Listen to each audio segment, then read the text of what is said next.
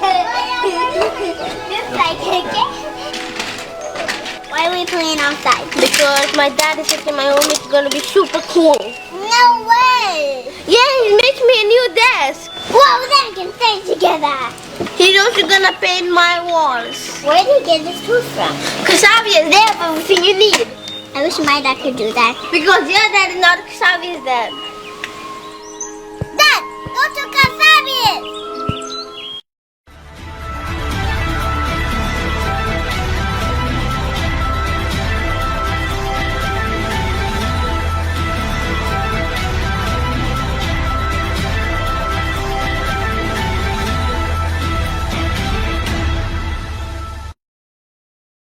Bolovinaka, good evening, namaste. You're watching Fiji Village Straight Talk. I am Vijay Narayan.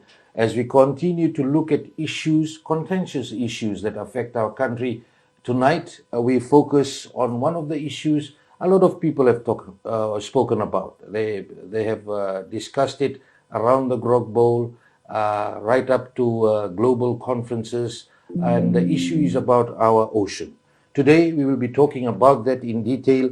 We will focus on connecting the issues to you, the people, about the importance of Blue Prosperity Fiji, its program, sustainability and protection, pollution, destruction, non-compliance, lack of knowledge, lack of appreciation and understanding of traditions, what we can do better, how much focus the government has given to the protection of our ocean and environment, where are we lacking as a community and as a country, and what more has to be done. In studio with me are Dr. Choeli Veteaki, the co-primary investigator and of the science expedition of Blue Prosperity Fiji, Andrew Paris, the environmental coordinator, and Elisa Kama, a fisheries officer from the research division. Again, on behalf of our audience, gentlemen, thank you very much for accepting our invitation to talk about the ocean tonight. Starting with Dr. Choeli, what is Blue Prosperity Fiji? Well, thank you very much, Mbula Vijay, and thank you, listeners and viewers.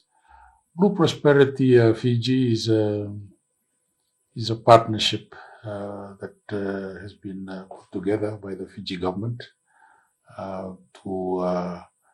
with the Wait Institute to address the international commitments that the government has made, firstly to ensure the sustainable use of 100% of its marine resources and to designate 30% of the areas under Fiji's jurisdiction protected.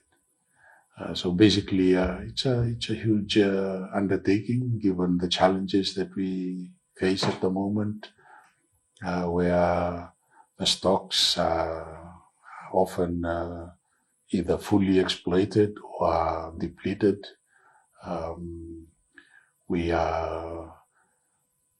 We've been forced in a lot of ways to do observe tambus.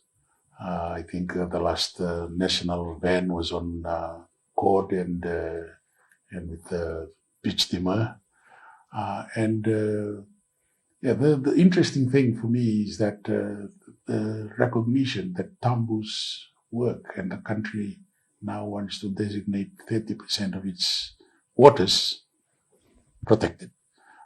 So that I think is a wonderful commitment, and I think an acknowledgement of the relevance of this practice that we have learned from our ancestors. Tambu for me was never learned in school. I knew that as a boy growing up. Traditional practice. It is a traditional knowledge. So a lot of our people would know or have observed Tambu because that was declared by our leaders. Elisa, you are part of the Ministry of Fisheries. No doubt the challenges in ensuring that people are adhering to messages and knowing what is to be done. A big commitment here of 30% to be protected. How is the Fisheries Ministry working with that? Thank you, Mr. Vijay Narayan. Bulavanaka viewers and the listeners. First of all, the fisheries have developed a committee for the 30% consultations, and that involves a partnership with NGOs in terms of demarcating the 30% of our national waters to be MPA. So we have consultations have been undertaken with the national programs. Even we have small forums and awareness on this 30% proposed national waters to be declared MPA. Andrew Perez, you've done a lot of work, well known in the Fijian community. You are the environmental coordinator of Blue Prosperity Fiji. From your perspective, what do you think the main objectives are there as far as the organization is concerned? Thank you, Vijay. Bula, good to see you again. I think some of the main objectives of Blue Prosperity Fiji, so our work is basically in three pillars. It is marine spatial planning, sustainable fisheries, and blue economies. And these three pillars put together really hold up and seek to support some of our government's commitments to the ocean space and to sustainably managing some of our resources and designating areas of protection within our EEZ. Knowing about the importance of this, the awareness, we know that a lot of people may find out tonight that 30% is supposed to be protected, and they may be asking, where can I get more information on this and how important is the program? From that perspective, how important is this program? Well, it's really important because as I had mentioned earlier, we now are in a situation where we've come to realize that the ocean is not as productive as it used to be. There are a lot of contributing factors, the degradation of natural habitats. We continue to reclaim mangroves and are destructive when we go to the reefs. Fijians walk onto the reef and back, and are known to be quite destructive in some of the fishing methods that they employ. So the time for change is now, and I think we need to be serious with this because I think it's going to get worse if we don't address the threats that are currently affecting fisheries, including overfishing. I think the future generations are going to have a much harder task trying to ensure that they meet their own needs and, of course, prepare for the needs of future generations. And that is why Blue Prosperity is really timely. For me, it's, I think, an answer to our prayers that there is this wonderful opportunity to make amends, to certainly utilize the resources of the ocean much more so that it can contribute to the wealth of the nation, but really it has to be done in a controlled fashion. It has to be sustainably done, and that's part of the commitment that the whole world is working towards, SDG 14 goals. And that's what we are working under in this project to make sure that in Fiji we try and contribute to that goal or that commitment that has been made by our country. Andrew, the first ever nationwide ocean science expedition, the send-off was done earlier today. How important is this? Vijay, we can't understate the importance of the expedition in trying to meet our commitments toward the marine spatial planning. We need to first figure out how much work has been done and what work needs to be added onto that to really allow us to get into a space where we can make the best informed decisions with the best available science. So the expedition is a step forward in allowing us to appreciate and assess the state of our coral reefs in Fiji, and then using that to try and inform some of our decision making around marine spatial planning. So, I mean, there's an old adage, you can't manage what you haven't measured. So our goal is to increase the body of knowledge that we have on the current status of our reefs in Fiji, and then using that to inform some of that, our decision making around marine spatial planning. Elisha, this is the first time ever that this is being done. Yes. No doubt the ministry must be excited that this is happening after a long time. Yes, Vijay. This is very exciting for the Ministry of Fisheries, especially research. Over the years, we have limited fundings. We have limited infrastructure to undertake the customary fishing areas for research. For us, it's very exciting as the team is collaborating with the Blue Prosperity in terms of implementing these initiatives of research through biological surveys that done in waters, and also consultations also being carried out inland to inform the custodians on this research expedition that happening within those customary fishing areas. On to my next question, Andrew. Has this been a collaborative effort? As there's been a lot of disconnect. At times we see people talking about conservation and protection, while proposed projects that damage our environment continue. People not knowing the right practices or not having knowledge of it. Yeah, I think, Vijay, we've been very diligent, and we've been very, what's the word? We really emphasize the need for collaboration. We are a relatively new program. We realize that we are standing on the shoulders of individuals, practitioners, entities that have really taken this and progressed it into more mainstream areas, and are really working towards sustainably managing ocean resources. So personally, I'm very excited to be working with a lot of the giants in the marine management and science field, including Dr. Chueli.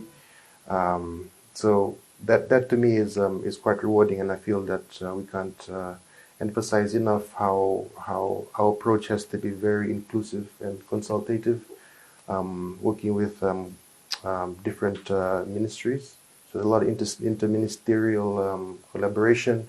There's collaboration with crops and non-governmental organizations. And most importantly, all this is underpinned by close collaborations with local community members. So we've been very deliberate and dedicated in establishing those connections and those consultations. Elisha, the disconnect, you know, and in Fiji there's a lot of disconnect. At times things are said at the global level, but at the local level, people continue to ask, why are we not following what we're saying overseas in terms of collaboration and having that connectivity right from the top down or everybody understanding? How much of that do you expect to achieve through this? Thank you, Vijay. With this research expedition, it is very important to connect the disconnected. In a sense that after the expeditions, research expedition, where the data collected, once the data is collected, the expertise of scientists that will go together, and they will do analysis of these researches from fish, corals, and the marine resources and their interconnections in underwater. So once this data has been collected, analyzed, and then we interpret it to fit the community understanding of these data sets. So with the advice of the expertise and then we take it down to the community, so that the community are able to be informed of their marine resource status. And secondly, they are able to design their own management strategy, or they are able to develop areas of priorities within the communities they need to develop. So with the research results of these findings, we are able to connect it to the local communities the importance of having a science-driven community level through management or development priorities within the community level. Dr. Vetiaki, you are the co-primary investigator of this science expedition, and for years you'd have noticed what I'm talking about, the disconnect that exists, and people not taking ownership, or people may say, this is not my problem, or it's not cool to talk about ocean conservation, that's for the scientists and others and academics to be talking about. How can we get beyond this? Good question. And I think our success will depend on how we address the challenge. We have started the expedition with our group, with the process of seeking the customary approval from the Ngoli owners. And that process has taken us, particularly for me personally, a lot of the parts of Fiji I've never been before. And it's interesting that the message remains the same, that people's needs are not being met with the way things are going at the moment. There's a lot of finger pointing and as to who is responsible for the way things are at the moment. But I think if we get organized better, get the awareness going, and then set up systems within government in support of local activities that encourage them, that entice them to be part of the process. Because the reason why we went to all of the customary owner groups is to make sure that they hopefully would be informed that this expedition is taking place, and that to ask the question, what is our contribution to this national initiative? Because I think Andrew has already touched on that, that this is the first time a national assessment is to be undertaken, because we need the information. We need to know what state different fishing grounds are in at the moment. They will not be the same. Some would be worse off than others because of where they are, because of maybe the kinds of developments that have taken place in nearby areas.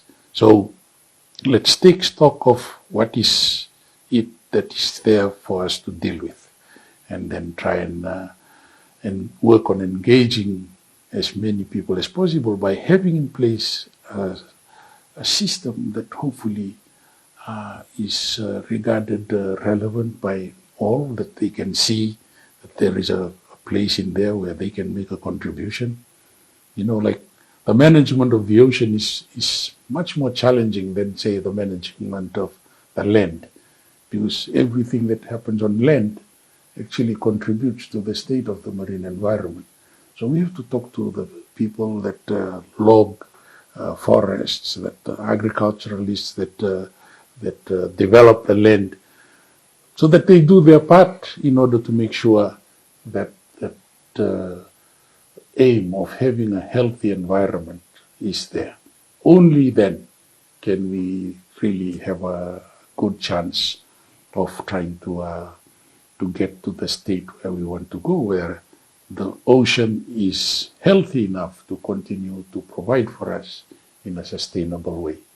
And the challenge, I think, is going to get harder, because newer uses of the ocean continues to come up. You know, there's now interest in some parts of the Pacific about deep seabed mining and all these other things that will muddy the water a lot more. So we have to get organized quickly, put in place this system, and hopefully the kind of collaboration we're trying to put together under the Blue Prosperity Fiji can be adopted so that we all work together and try and make sure our information is shared so that we're all working from the same set of data and hopefully get the management arrangements in place. And this is a call to action for all Fijians. You're watching Fiji Village Straight Talk. I'm Vijay Narayan. We'll be back after this break. Why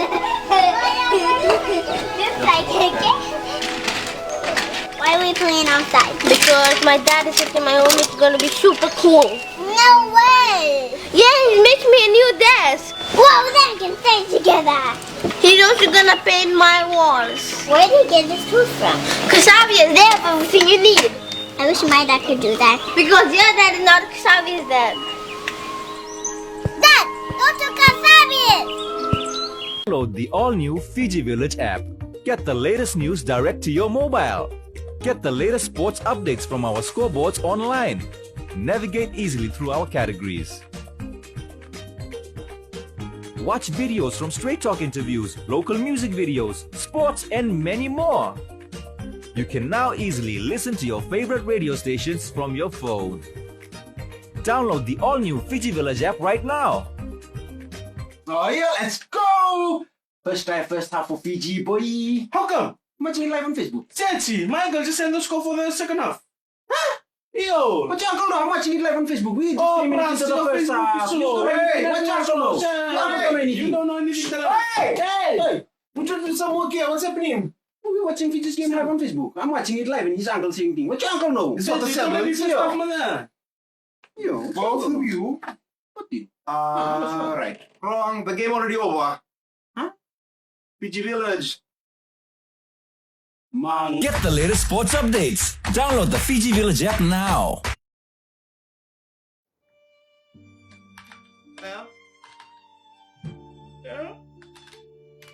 Meet Chalesi the businessman. Chalesi is sad because business is bad. Like really bad.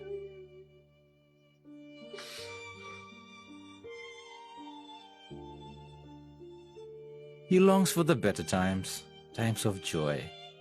Yeah, colorful times.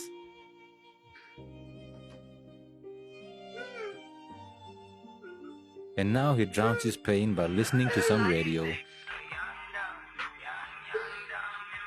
Listen to the Fiji Village app. Have you booked your booth at Fiji Showcase? It's back! Well, what do you know? Fiji Showcase is back! Book a booth for your business now. Don't miss out. Download the all-new Fiji Village app. Get the latest news direct to your mobile. Get the latest sports updates from our scoreboards online. Navigate easily through our categories. Watch videos from Straight Talk interviews, local music videos, sports, and many more. You can now easily listen to your favorite radio stations from your phone. Download the all-new Fiji Village app right now. Welcome back. You're watching Fiji Village Straight Talk. I'm Vijay Narayan. Our guest tonight, Dr. Choeli Veitayaki of Blue Prosperity Fiji, co-primary investigator for the science expedition, Andrew Paris, the environmental coordinator, and Elisa Kama, fisheries officer, research division. We've talked about the expedition, and it'll be interesting to find out for our listeners and viewers how long this expedition will take, where will you go, and what does it entail. Andrew. Sure, Vijay. Again, very good question. The expedition would go for a period of 3.5 months. The expedition will be held on a research vessel that belongs to the Waite Institute. There are 3 legs for the expedition. Each leg will be about 3 weeks. And the first leg will focus around VT level, Batulele, Bengai, Nova Kandavu, Ovolao, Yasawas, VT level and the islands close to VT level, right? Looking at some of the coral reefs. The second leg is more centered around Vanu level, Akondro, Vimbua, Matuata, including Taviuni, and some of the Loma VT group. And the last leg is almost exclusively some of the Lao sites in the province of Lao. It's quite geographically spread out, the Lao group of islands. And I think this allows us to have the most extensive coverage, geographic coverage, and it allows us to get a representative assessment of the different kinds of reefs, the ones closer to urban centers, the ones a bit further away, what people would consider pristine reefs or more disturbed reefs. It allows us to get a full picture of the assessment of our coral reefs in Fiji. There's a team of 10 divers on the vessel, and around 60 to 70% of the divers are local, and they comprise of divers from the Ministry of Fisheries, a lot of divers from our non-governmental organization partners, and some young upcoming marine science student divers and researchers as well. So it has got underway on the 15th of May, and it should be wrapping up around mid to late August. But a lot of this is weather dependent as well. This sometimes we've had some pretty rough weather this week so far. We're already slipping into that, more winter, Bongiwalu weather patterns. So we're expecting a few delays and a few changes to our course adjustments. But I'm confident that we have a superstar team. That's a nice mix of divers from internationally renowned divers from other places in the world, and some of the best divers that we have in Fiji. And that I'm confident that they'd go above and beyond the call of duty, and they'll allow us to get as much information as we possibly can from this expedition. Dr. Viteaki, the big question also, what happens after the expedition? Well, we certainly are going to have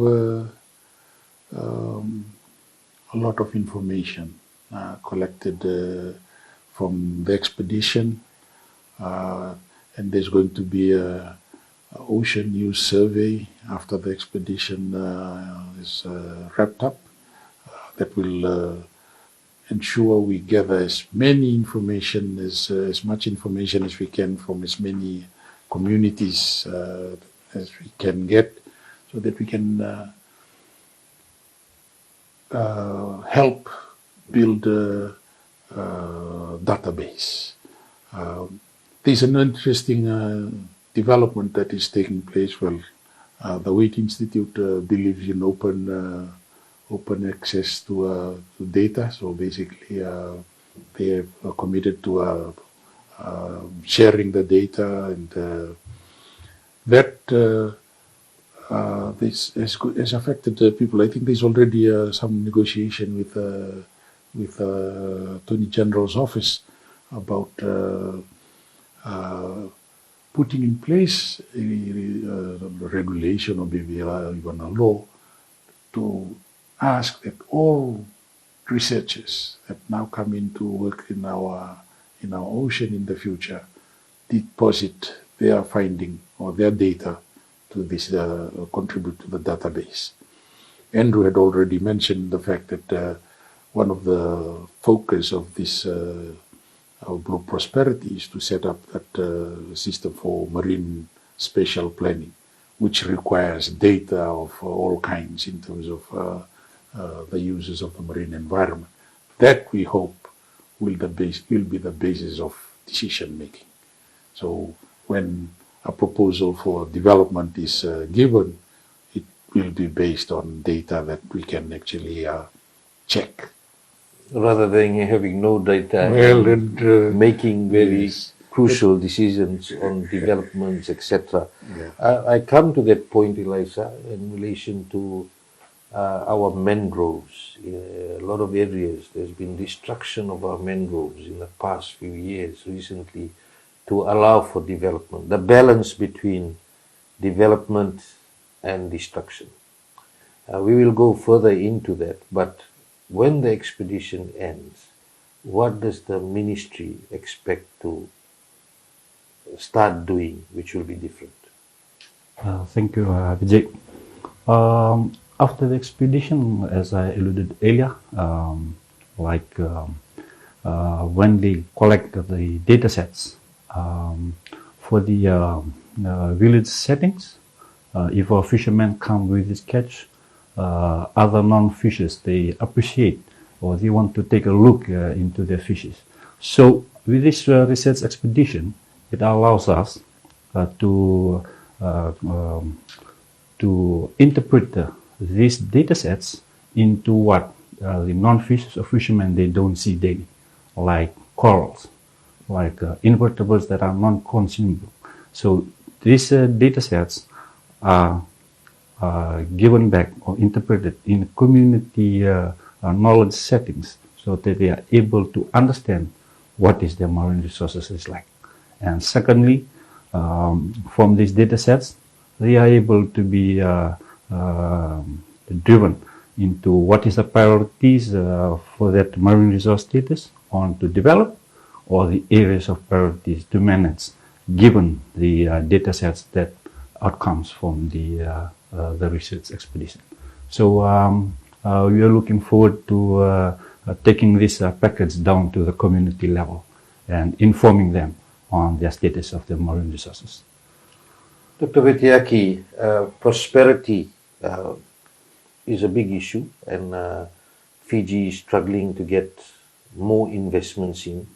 As far as our primary industries are concerned, more development is being looked at, or where we can get more foreign exchange, etc. What does prosperity mean for Fiji as far as the ocean is concerned? You're talking directly to the people, because we are surrounded by the ocean. Of course, it has all the resources. What does prosperity mean for a well-managed ocean for us, and how do we get there? Well, first and foremost, that we hope the ocean, through our action, we contribute to having the ocean be in a healthy state, because it needs to be healthy in order to be productive. And that is the biggest challenge at the moment, is to make sure that some of the changes that you had talked about earlier, that they are effectively managed so that they do not tip the balance in terms of what then results in a healthy ocean. Talking about pollution, Andrew has proven that you now have traces of microplastic in fish, in Golingoli, in Wanganaki.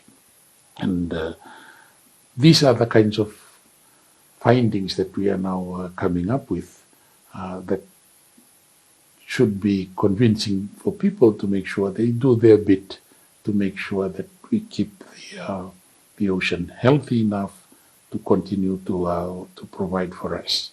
And another thing that we are hoping, and I think Andrew had alluded to that, with the information that we are gathering on the status of our ocean, we then may be able to figure out some of the rehabilitation that can be done. Mariculture is a very interesting new area, big, because we have so much area it's covered by the sea. But we need to have the technical know-how, so that we can do carry out some intervention that help us deliver on the need or the needs that are there from our communities. Unfortunately, that has to be the responsibility that we have to deliver on if we have to make sure we continue to meet the needs of our people or their need for ocean resources going into the future. And that is not very easy because we need to have the scientists that understand enough of those multitude of species that are out there in our waters to ensure we can recreate and continue to support the kind of web that exists in the relationships that we have with our living things. With beach timber, it's highly valued, but it should be remembered it also has a role to play in the maintenance of that healthy marine environment. So those are the kinds of things that if you take off the top predators, you have the likelihood of affecting the whole food web. So these are the things that complex, but I think put in simpler terms through awareness and training, I think it can be addressed. But we need to put in place the process through which we engage with communities, we engage with the commercial users of resources to make sure we have the same messages that we are guided by and that we work towards achieving. Andrew, the issue about prosperity for Fiji as far as the ocean is concerned, well managing the ocean, as Dr. Vetiaki said, a healthy ocean can deliver more, and striking that right balance. How do you think we can achieve that going forward? Yeah, first of all, Vijay, I think it's important to appreciate the word prosperity. When you mean prosper, it just doesn't mean the acquisition of like financial wealth. It is wealth that transcends financial wealth. It's wealth of spirit, of culture, wealth knowing that future generations will benefit from the decisions you make now. So with prosperity, there's also a temporal element to it. It's making sure that it's prosperous in perpetuity.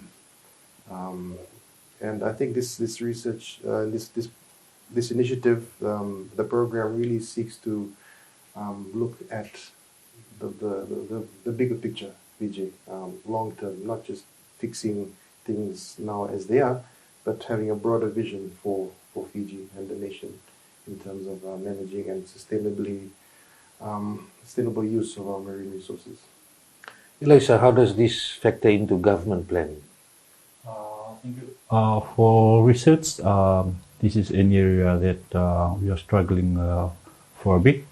I'm very excited the timing of this research expedition that comes into this period of time. So the research has given the full support into the collaborating with the Blue Prosperity in terms of the national research expedition, especially conducting biological surveys on our customary fishing areas, and also consulting the fishermen and fisherwomen and also the goli owners on the implementation of these initiatives. So this research expedition is very much welcomed into our core roles and also in our present plans that are well fitted into the government priorities of the fisheries. Andrew, what are your views on the effects of climate change and the drastic effects it's having on us? We can see it all around us. Different communities living in different parts of the country badly affected, even our water supply systems now, the turbidity levels. And we had the Water Authority of Fiji here just a few weeks ago talking about the turbidity levels are that high that they have to use extra chemicals to try to get rid of that. And it is mainly pointing towards logging upstream and not following proper farming practices. So there's the human destruction that's taking place. And then we've got the climate change issues. From your analysis, you're looking at it on a daily basis. How is it on the ground based on what you're gathering? Thank you, Vijay. I think I know a lot of people who can speak to the climate change issue a lot better than I can. But it does highlight one of the key issues that a lot of our marine resources are facing. It's the theory of a death by 1,000 cuts. So it's not just any one thing that's affecting, it's a whole multitude of effects that are facing our ocean space and our ocean ecosystems. Climate change, pollution, habitat destruction, these are some of the key effects. These are some of the key phenomena that are affecting the health and vitality of our ocean resources. And the thing is, with these threats, none of them are being mitigated effectively but well. So what we might start seeing is an amplification of these effects, but also a more synergistic, climate change might impact more when it's coupled with habitat destruction. And you mentioned the whole issue of the water. It's changing rainfall patterns, in complementing the destructive forest methods of forestry and agriculture. So we need to have a very integrated approach to some of these things. There's no easy solution to it, but we need a holistic approach to try and remediate or to try and mitigate some of these threats that are facing our environment. Dr. Veteaki, climate change as a term has been used many times every day, and it's now almost like people just do not bother about it. You must have seen the true effects on the ground. What can you tell our people about how dangerous it is now for Fijians? Well, let's just focus on, say, the impact that the world is getting warmer as a result of the change in climate. So that the sea is getting hotter. And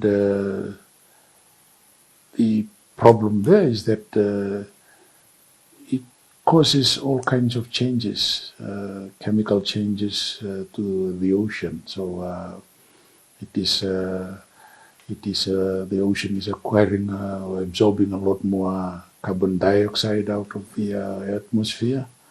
And as a result, its chemistry is changing, so it's becoming more acidic, which means danger for living things that have shells and corals that have to build their homes.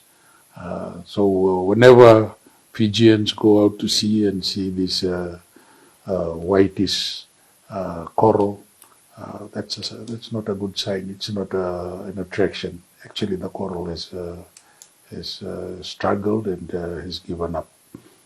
So these are the manifestations. These are the result of the changes that are taking place.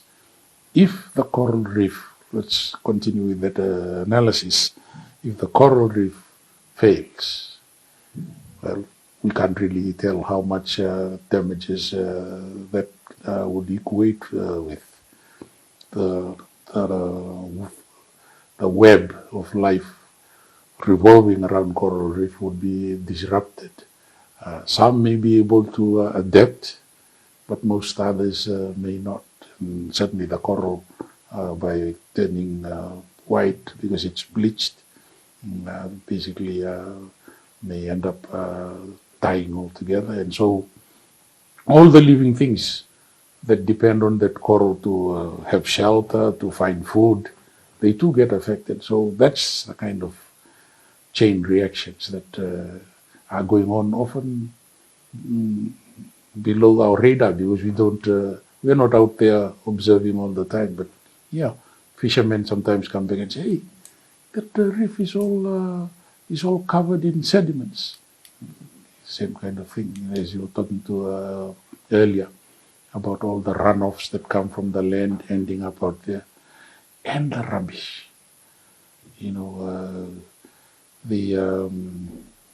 The sad illustration is that some of our hotels, even in Fiji, the workers are already waking up early in the morning before the guests wake up to go rake the rubbish of the beaches.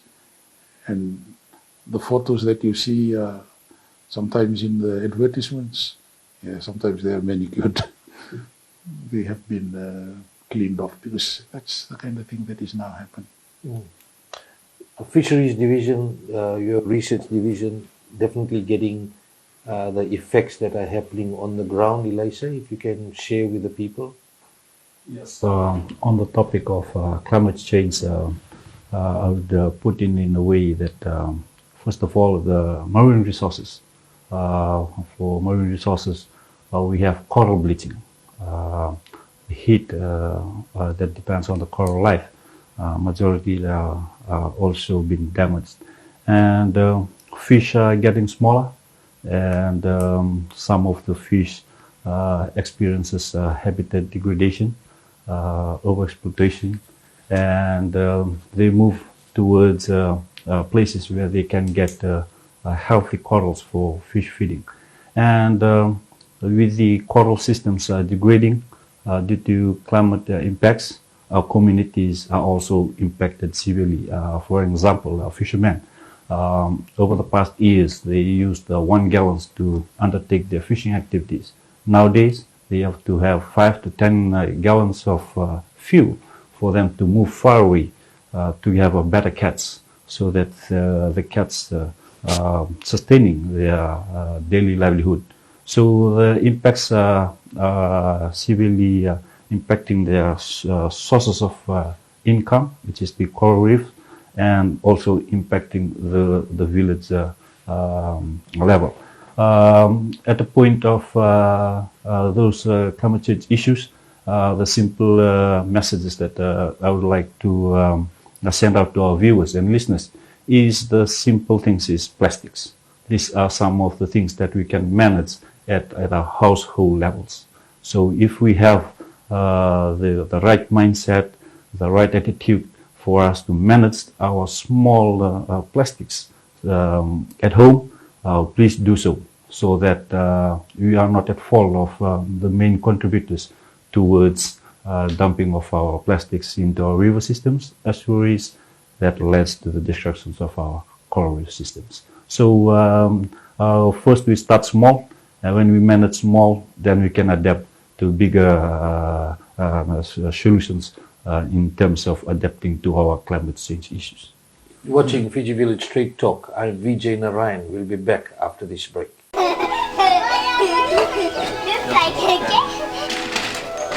Why are we playing outside? Because my dad is thinking my home is gonna be super cool. No way! Yeah, he makes me a new desk. Well, then we can stay together. He's also gonna paint my walls. Where did he get this tooth from? Kasabian, they have everything you need. I wish my dad could do that. Because your dad is not Kasabian's dad. Dad, go to Kasabian! Download the all-new Fiji Village app. Get the latest news direct to your mobile. Get the latest sports updates from our scoreboards online. Navigate easily through our categories. Watch videos from Straight Talk interviews, local music videos, sports, and many more. You can now easily listen to your favorite radio stations from your phone. Download the all-new Fiji Village app right now. Oh yeah, let's go! First try, first half for Fiji, boy. How come? I'm watching it live on Facebook. Chachi, my uncle just sent the score for the second half. Huh? Yo! But your uncle know I'm watching it live on Facebook. We just Oh, 3 minutes into the first half. Hey, what your uncle know? Your uncle don't know anything. You don't know anything. Hey! We're trying to do some work here. What's happening? We're watching Fiji's game live on Facebook. I'm watching it live and his uncle saying thing. What your uncle know? It's not the same. It's not Yo, Both of you. what did? Right. Wrong. The game already over. Huh? Fiji Village. Man. Get the latest sports updates. Download the Fiji Village app now. Talking about the ocean and its importance tonight on our special show, Dr. Choeli Veteaki of Blue Prosperity Fiji, the co-primary investigator of the science expedition, Andrew Paris, the environmental coordinator, and Elisa Kama, the fisheries officer for the research division from the Ministry of Fisheries. Let's talk about unsustainable development. Dr. Veteaki, your thoughts on unsustainable development and lack of knowledge that leads to further unsustainable development. Thank you very much. Well, we all know that there's a limit to there's a limit to how much that we can harvest from any resource. I think in science they call it carrying capacity. So basically, that should be the guide, that we should go use a resource with the understanding that it is a responsibility on our part to ensure we harvest and use the resource at a level that is below that capacity for that resource to continue to provide for us. You know, Andrew was talking about prosperity as having the resources available in perpetuity. Yeah?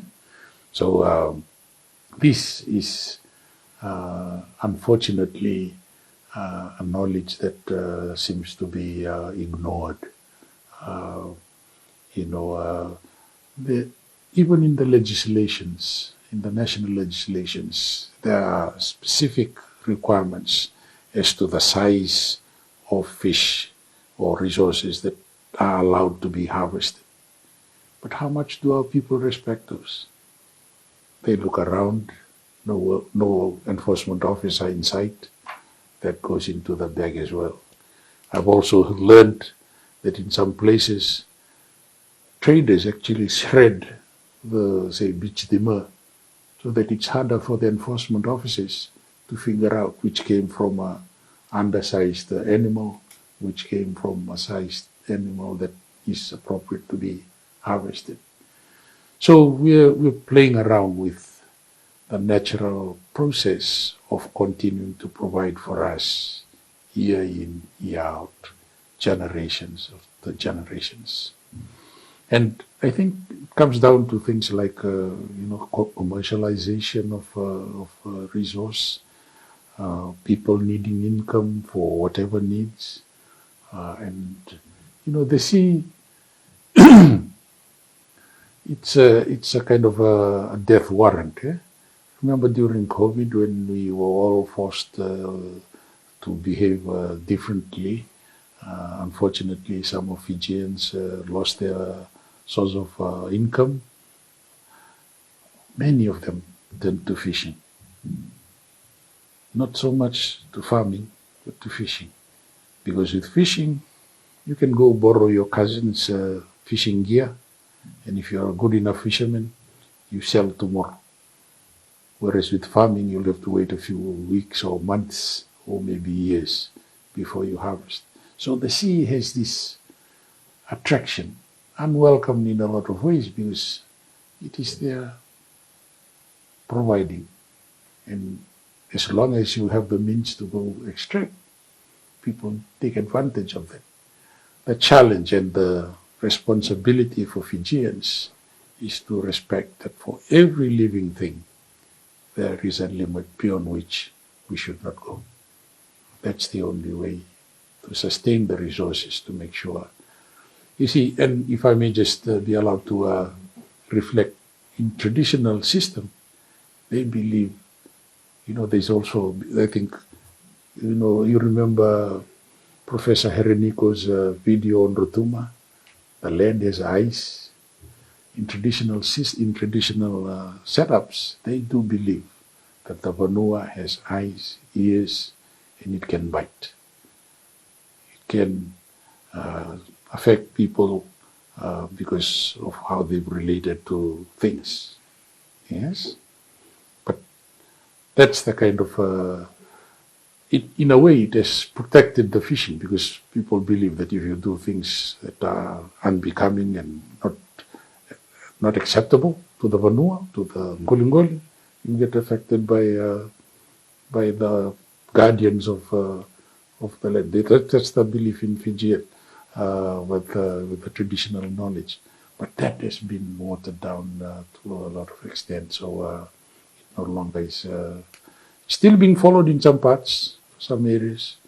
But yeah, so that has been that same kind of relationship. You know, Fijians have totems, plant, a fish, and a bird. Every Fijian has that, reminding them of their relationship to Mother Nature. But some of us no longer remember our totems. How can we respect nature the way we should?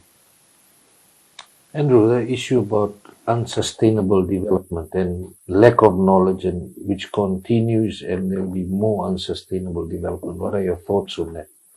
I think, as always, Dr. Chuli put it very succinctly.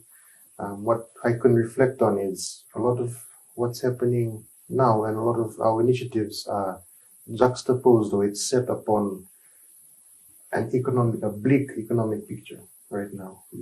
You've had people that are talking about that on your show quite recently.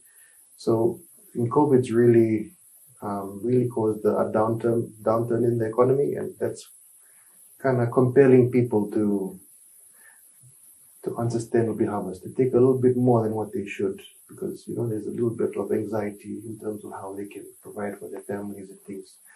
So I think that's one of the key causes, or the primary causes of unsustainable resource extraction, especially in the ocean space.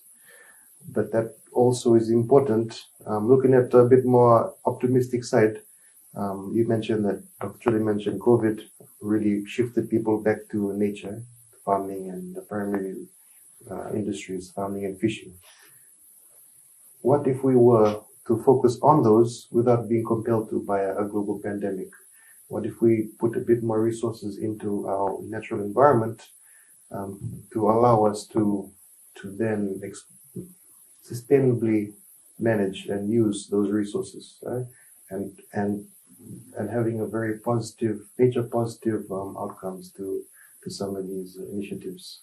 So we're looking very closely at things like blue economies as well, and Sustainable fisheries. yeah, and COVID's really caused a global shift towards looking at our natural resources in that kind of manner.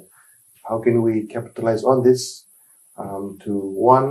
to get some money from it, but two, to also make sure it's in a good state. Elisha, unsustainable development, always a concern for your ministry, no doubt.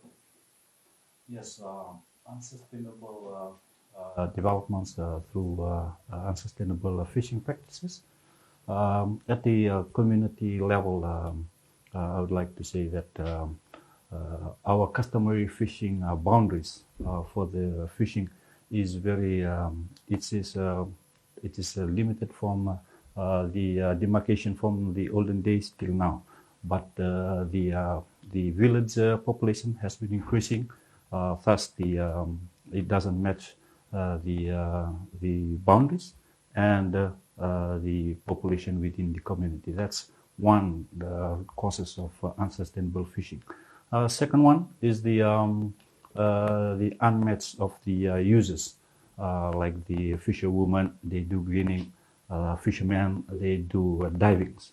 So the different users, they also contribute to the unsustainable of fishing practices because of when they harvest, because of the pressure to feed the family, and also nowadays we have driven by money, where money is needed in education, health, and each and every aspects of our welfare of our family. We need money, so that's another driven factors for unsustainable fishing. So with this research expedition, when we have those data sets on our corals status of marine resources, we will be able to connect our users from fisherwomen group or fishermen groups, different types of users of marine resources, even the non-fishermen. Then we can connect the users and also elaborate to them how the marine resources are connected and ways that we can improve to adapt and provide the solutions and advisory roles to these users on how we can manage and sustainably do the fishing sustainably through this awareness on ways to manage your resources given the science data that we collected after the expedition. Let's talk about pollution. Andrew, you've done non-related work to Blue Prosperity Fiji, but it hit the headlines when you came out with your research findings in relation to microplastics found in fish. Just assessment of the level of pollution that is happening in this country, including plastic pollution that was highlighted as one of the major causes for marine life.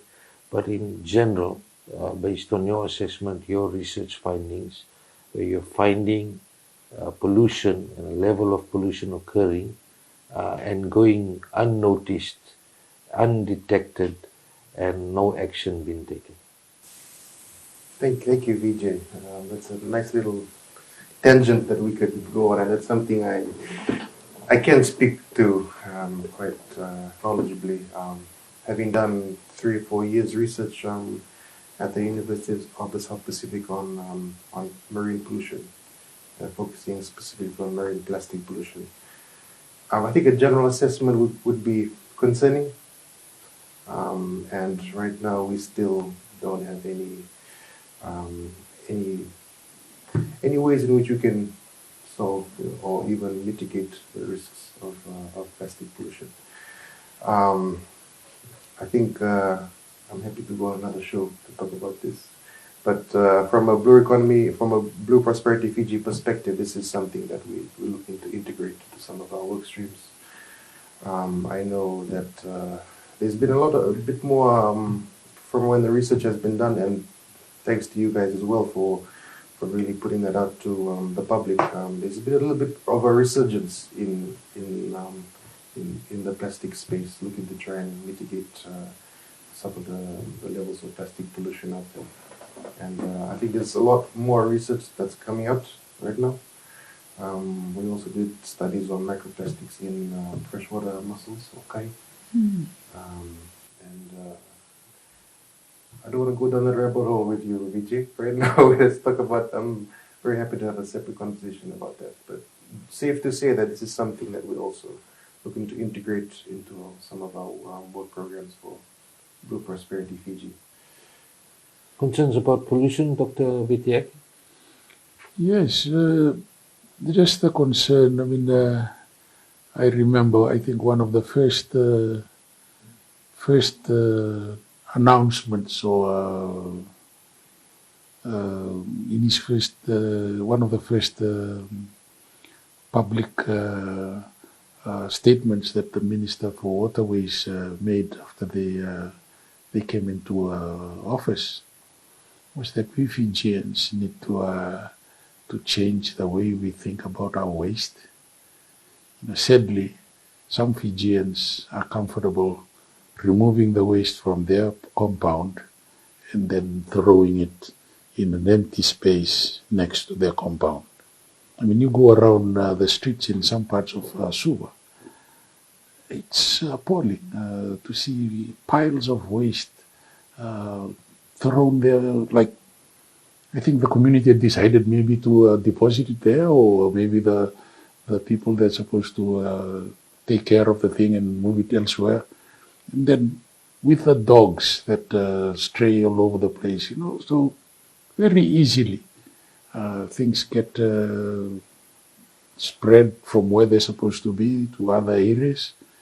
These are the kinds of contributing factors that then lead to blocked drains.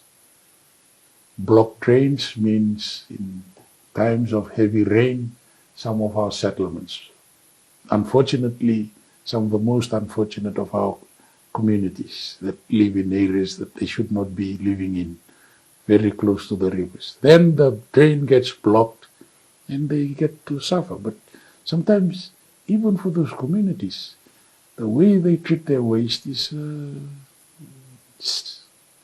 disappointing. Because they just throw it out wherever they can, but they don't see the connections.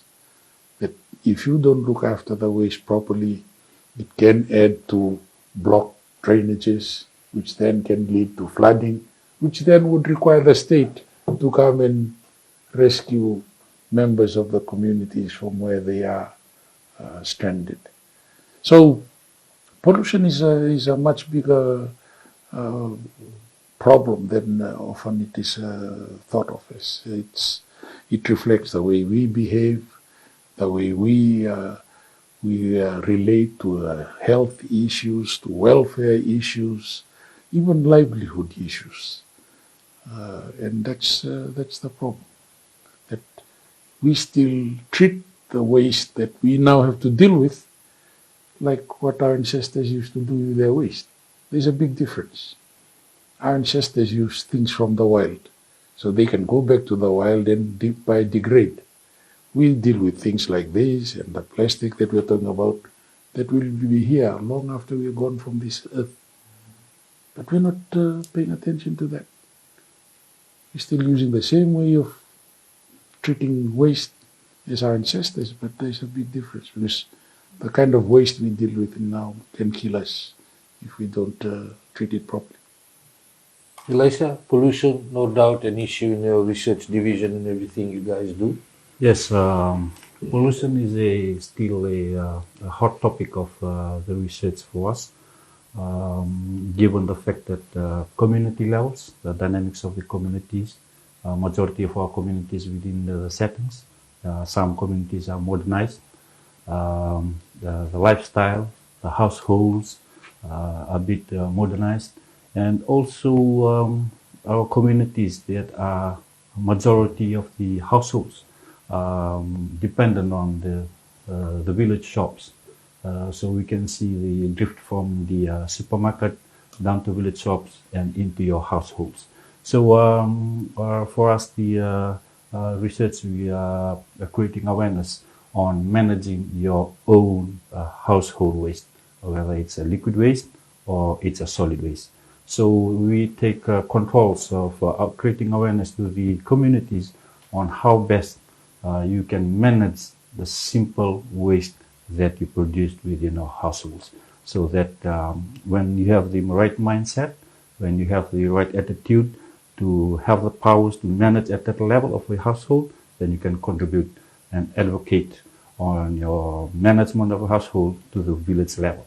So that is a worrying focus for us, is that within 3 to 5 years' time, the pollution will be a hot topic as a climate change. So we're creating advocacy and awareness to where we go to various types of communities, even to our forums, like when we have fisherwomen, women in fisheries. We have different types of forums that we have involved communities. So we advocate on the management of household pollutions or the waste through solid waste or liquid waste. So if you manage simple things, then they can go and manage village levels pollutions and district level, and also they can contribute to the advocacy on how we can solve the pollution at the community level. Dr. Vetiaki, you talked about, you touched on overfishing, and there is a real concern out there about the level of overfishing that's happening. People fishing legally, those entering the waters illegally, and whether we have control, surveillance, and proper systems in place. What's your assessment on that? Well, it's really a big responsibility for government agencies to deal with the problem of ensuring that all users of the marine environment do the things that they are expected to do for the sustainable or for the sustainability of the resource and the marine environment. Unfortunately, we now have all kinds of operators. One time I was asked at one of the markets to buy some crabs, nice, sizable crabs. When I said, "Oh, vinak," and they said, "Oh, have a look at this." Then there was hidden away in a basket a longer line of smaller crabs. So if only this lady would have maybe allowed those ones to stay in the wild and get to be bigger, her and others can help themselves to that later. But that's the problem. We now want to have all that we can take to the market. Those that are supposed to be, or that are legally allowed to enter the market, and those that are not. And that's what contributes to overfishing. It's that everyone wants to maximize what they take back home for their own reasons. But again, I'm not thinking about that point that we made earlier, that there are limits to the use of any natural resource. You tamper with that limit, you're going into very dangerous territory. Eliza, overfishing and the dangers surrounding it? Thank you, Vijay. Overfishing at the community level, this is a ongoing issues that is most alarming rate. First of all, for fishermen and fisherwomen, the overfishing is driven by, like I said, is driven by the power of money. One is that when fisherwomen do gleaning or fishermen do their fish catch, it's either for fish sale or for fish consumption. So as the community grows, given the limited customary fishing boundaries, we expect to have overfishing. But however, it doesn't stop the communities to fish, to feed their families. So given the research expedition to undertake the status of the coral reef systems, it is something that challenges the research division to analyze those data and put in our bags and travel down to the communities and put together the users and we unfold to them the need to have a better understanding on the scientific knowledge on their resources. So for me, it's like there's a switch to unfold them the data sets. It's like we giving them the light on the blind spots they have. For example, they need to understand the biology of fish. They need to understand the spawnings.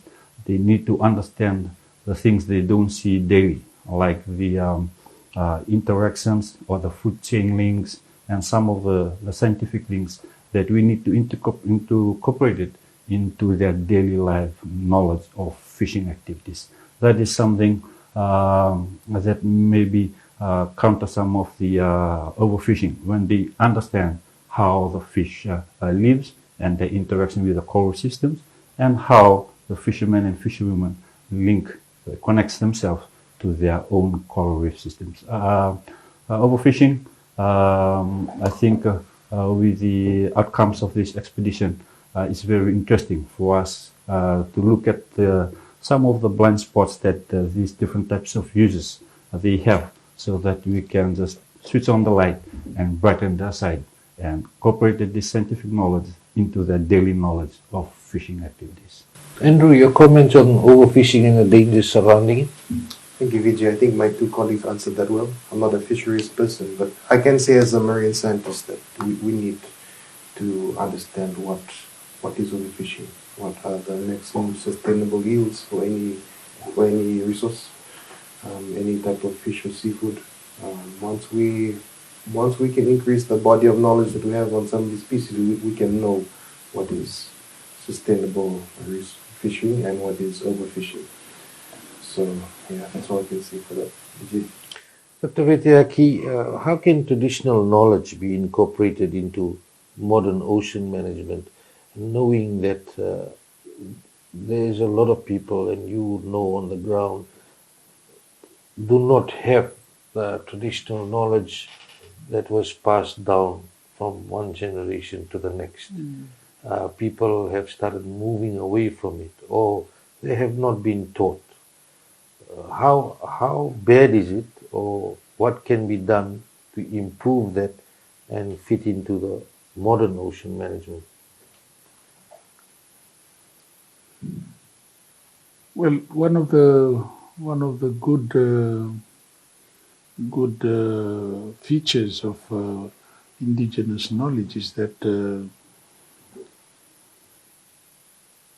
because it is associated with the belief, like it's in people, and so maybe the way to re-engage is maybe to help revive some of these traditional relationships, these traditional ties that would make people believe that we need to care for the resources that we are utilizing. Because if we don't care for the resources enough, then this is the end result. We lose the resource. And the thing I said, the point I was trying to get at with the indigenous knowledge is that it's sort of expected of all of the members of the group, of the community, to observe that relationship. And as a result, people do what they do because it's the right thing to do. This is important because today we have legislations, we have regulations and all that, but we have to have the enforcement officer around there to make sure that the things are done according to the law. Without the enforcement officer, people just do whatever they are doing.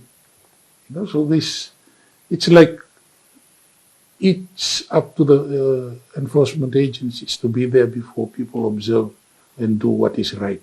When they are not there, and that's the case, because if you have to have enforcement officers all over the place, it's a huge area to cover. So we need to appeal to personal commitment to all Fijians that these are the realities, that these resources are blessings and provisions provided to us by the ocean. If we are to have our children enjoy this, well, we have to observe what is in the legislations, is in the. Otherwise, we are going to be blamed for having lost the resources we currently have. Hopefully, with Bioprosperity Fiji, we will have the data sets to enhance and foster good decision making that would then support sustainability in fisheries. It's a big challenge, but can be done if we are committed to it, and then have more of the blue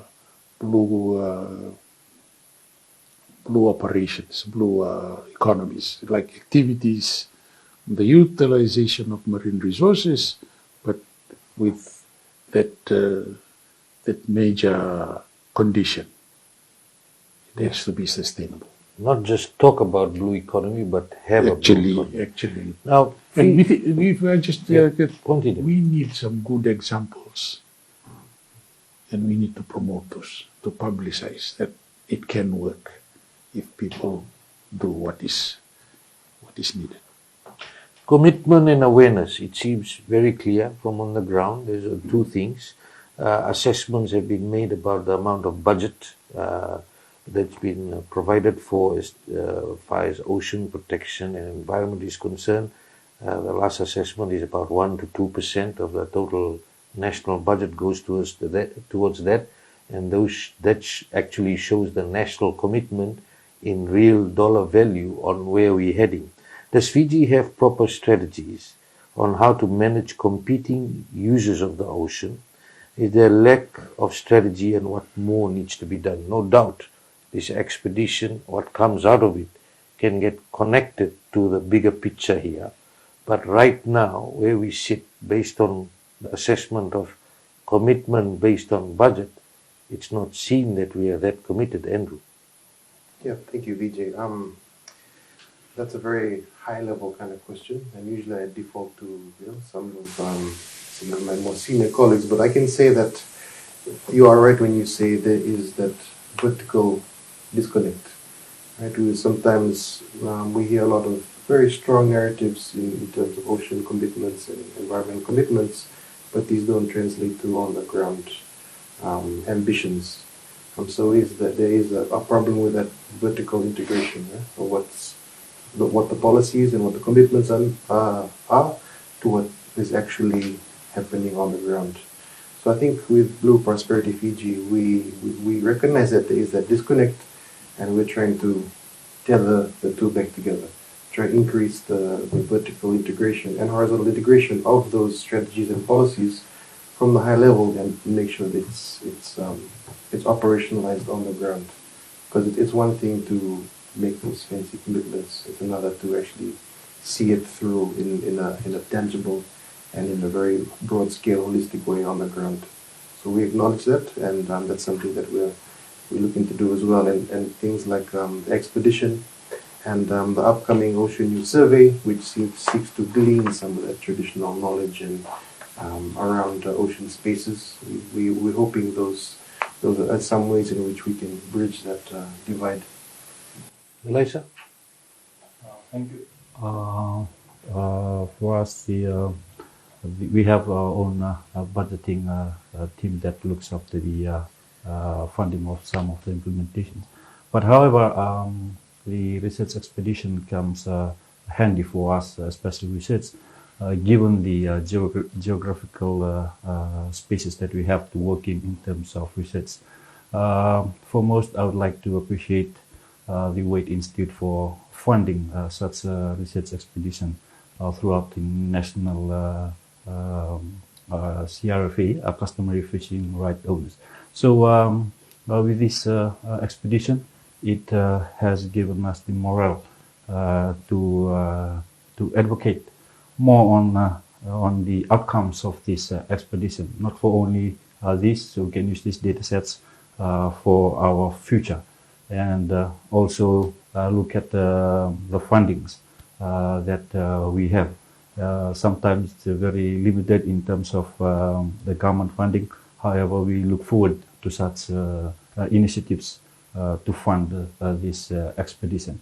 It is very honored, and we are very excited for the duration of this expedition, outcomes of the research, and also interpreting these data sets into the communities and how important and benefits the community will have in terms of driving the science in their daily activities, especially enhancing their knowledge scientifically. So once again, we are looking forward and with this collaboration works with this research expedition in terms of connecting into the local users of fishermen and fisherwomen. Dr. Vetaki, walking the talk, making sure that whatever is being said is actually seen in terms of funding and ensuring things are happening on the ground. We've talked about disconnect a lot today. We've just talked about percentage of budget that's been allocated. What do you think needs to change? Well, certainly recognition of where the potential for such activities that we can refer to as part of the blue economy or blue economic activities, ensuring that developments that relate to the use of marine environment are properly scrutinized under our very own processes, because there are processes there that require, say, for instance, the production of EIAs prior to the work being done. It has been quite worrying that in some cases development has taken place before EIA's reports have been. So these are, they may sound insignificant, but these are the kinds of details that we need to pay attention to make sure that we have systems that actually set up differently based on this commitment to make sure that development activities relating to the use of the marine environment, it has to be founded on sustainability. Proper environmental impact assessments done, proper consultations done. Instead of, there's some recent ones along the foreshore area, people are raising the question how it was being done. In one of the consultations were being held apparently on Christmas Day or Boxing Day, public holiday. Knowing that a lot of people will not be there. So if I just can just say my last bit on that, I once saw a notice when I used to take my students around to the marine center at the Fijian Shangri-La Resort, and it says something that I think should be a reminder to all Fijians. It goes something like this: when humans have cut down the last tree, eaten the last fish, then they will realize we can't eat money. Well said, Dr. Vetiaki. On to my last question for you gentlemen. Andrew, what can people do who are watching to help the ocean and the environment? Yeah, thank you, Vijay. I think recognize that we all have a responsibility, right, to the oceans. There's an old saying: our resources we don't own it. We are borrowing it from our future generations. So we have these gifts that's bestowed upon us. It is our responsibility to make sure that we use it and we leave it in the best state possible for future generations to come. So yeah, that's what I'm going to finish on today. Elisha? Thank you. I believe that sending the message across, not only to fishermen and fisherwomen, to the non-users of our marine space, they also need to know what's happening in our marine coral reef systems, and also because some of our non-users, they love seafood when compared to some of the coastal. So I think for me is for us to connect the users and the non-users, and also spreading the advocacy on the management of pollutions. We look at various types of the fisheries-related issues. Interpretation of message must be clearly sent from one particular group to another particular group. So for me, it's just creating awareness through various types of media platforms, and so that all of our communities and our society groups are all well informed on the marine resource and especially the expeditions that are going on, and also managing their own pollution. Dr. Vetiaki, what can people do to help the ocean and the environment? Thanks very much. I think for me, the time for talking is over, gone, done. I think there's been enough time when we've been trying to create awareness. Now is the time to act. Every Fijian that has some knowledge and understanding and skill that can contribute to this work, to instigating the change that we need to have, should now try and demonstrate that contribution, and then if it works, share the message to the rest of us. We now need to have action taken in all areas of Fiji. Whatever people are involved in at the moment, if they have something that is working, now is the time to share the message.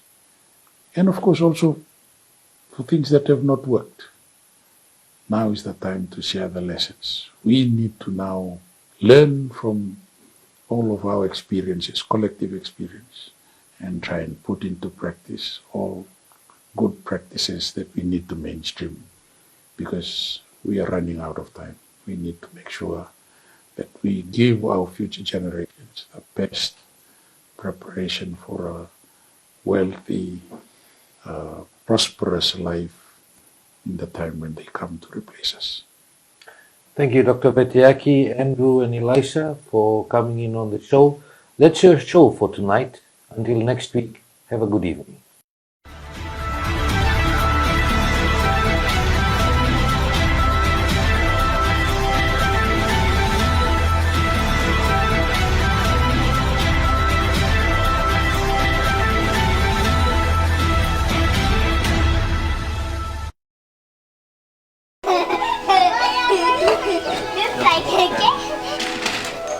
Why are we playing outside? Because my dad is thinking my home is gonna be super cool. No way! Yeah, he makes me a new desk. Whoa, then we can stay together.